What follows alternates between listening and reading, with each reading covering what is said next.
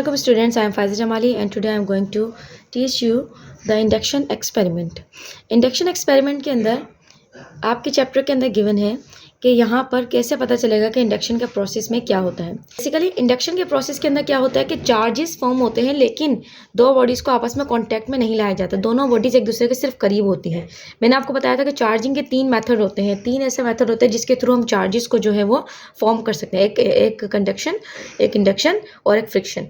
तो कंडक्शन में तो ये होता है कि दो बॉडीज़, एक चार्ज बॉडी और एक अनचार्ज बॉडी, दोनों को टच किया जाएगा, दोनों को कॉन्टैक्ट में लाया जाएगा। फ्रिक्शन के जरिए दो सरफेस को आपस में रब किया जाएगा। लेकिन इंडक्शन के अंदर दो बॉडीज़ को सिर्फ आपस में क्लोजली लाया जाएगा, इन दोनों को आपस में ना टच किया जाएगा ना रब किया जाएगा। इंडक्शन के एक्सपेरिमेंट के अंदर हमने दो स्फीयर्स लिए, दोनों मेटल के बने हुए थे।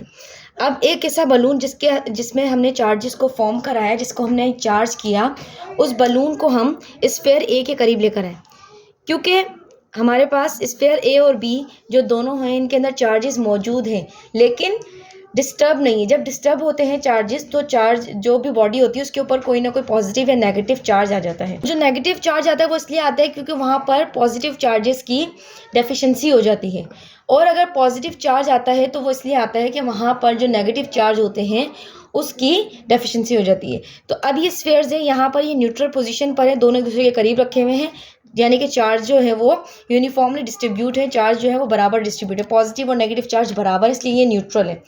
अब अगर मैं एक नेगेटिव चार्ज बलून को इस स्फीयर के पास लेकर आऊँ तो क्या होगा? इस स्फीयर के पास लाने से ये होगा कि इसके जितने भी नेगेटिव चार्ज होंगे वो एक दूसरे को रिपेल करेंगे।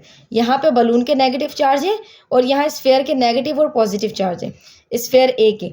तो स्फीयर ए के नेगेटिव और पॉजिटिव चार्ज के पास जब नेगेटिवली चार्ज बलून आएगा तो इसके नेगेटिव चार्ज और इसके नेगेटिव चार्ज एक दूसरे को क्या करेंगे? रिपेल करेंगे, जिसकी वजह से यहाँ से ये नेगेटिव चार्ज, क्योंकि इस बलून के पास ज़्यादा नेगेटिव चार्ज है तो यहाँ ये स्फीयर के नेगेटिव चार्जेस को धकेल देगा और स्फीयर ए के जो नेगेटिव चार्ज हैं वो स्फीयर बी के पास शिफ्ट होने लग जाएंगे। अब जब ये नेगेटिव चार्ज है और स्फीयर बी का भी नेगेटिव चार्ज है तो यहाँ पर क्या होगा कि इसके चार्जेस यहाँ पर शिफ्ट होने लग जाएंगे, क्योंकि अब बी के पास कोई और बॉडी मौजूद नहीं है बराबर में, तो यहाँ पर क्या होगा, तमाम नेगेटिव चार्ज इसकी तरफ शिफ्ट होते जाएंगे। अगर मैं इस कंडीशन में देखूँ तो यहाँ पर नेगेटिव चार्ज अब कम हो गए हैं और पॉजिटिव चार्ज ज़्यादा बचे हैं। क्यों?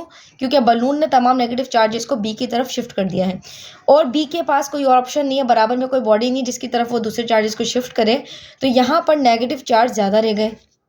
अब जो मेटल स्फीयर है ए और बी दोनों जो है वो न्यूट्रल पोजीशन पर आ गए। क्यों? क्योंकि अब इसके अंदर पॉजिटिव चार्ज ज़्यादा बचे हैं और उसमें नेगेटिव चार्ज ज़्यादा है। तो ये जो है न्यूट्रली, पूरा सिस्टम न्यूट्रली जो है वो क्या हो गया है, स्टेबल हो चुका है, हाईली नेगेटिव हो जाएगा और ये हाईली पॉजिटिव चार्ज मेटल हो जाएगा।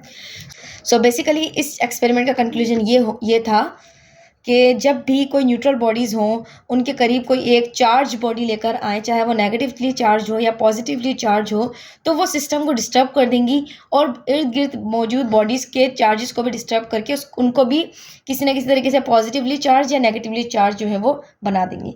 तो इंडक्शन का यही एक्सपेरिमेंट था। उम्मीद है कि आपको समझ में आया होगा। मिलते हैं नेक्स्ट टॉपिक में। अल्लाह हाफिज़।